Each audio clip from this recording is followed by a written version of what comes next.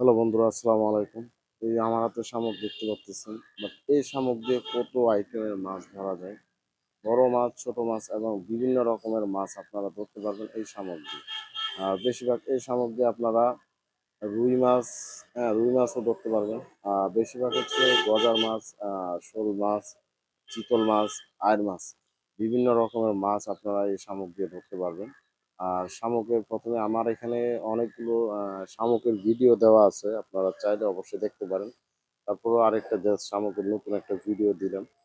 আর এটা হচ্ছে ভিতরে এই অংশটা আপনারা অবশ্যই ভেঙে ফেলবেন। ভিতরে যে নরম একটা অংশ আছে ওইটা দিয়ে আপনারা অবশ্যই ট্রাই করবেন। আর বরকিগুলো অবশ্যই বড় সাইজের বরকি দিবেন।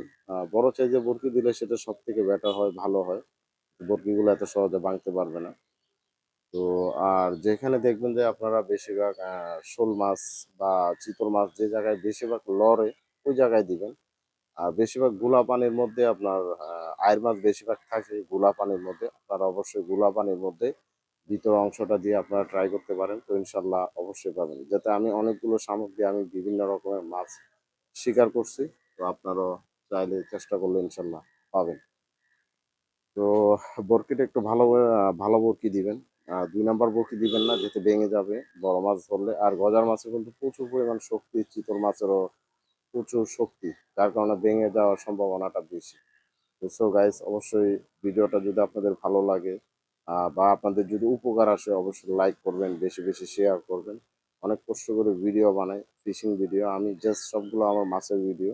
অবশ্যই আপনারা লাইক করবেন। আর শামুক একটু বেশি করে নিবেন, যাতে বড় বড়শিতে যেতে মারবেন একটু বেশি করে নিবেন। ৭-৮০০টা শামুক নিয়ে ভেঙে ভিতর অংশটা নিয়ে তারপর আপনারা ট্রাই করবেন। তো ইনশাল্লাহ সাথে সাথে ফলাফল পাবেন। আর বেশি পানিতে ফেলাবেন না। চিতল মাছ কিন্তু ৭, ৮ বা ৮ পানির নিচে থাকে। আপনারা এখানে ট্রাই করতে পারেন। তো ইনশাল্লাহ অবশ্যই পাবেন। তো এতটুকুই। সবাই ভালো থাকবেন। আসসালামু আলাইকুম।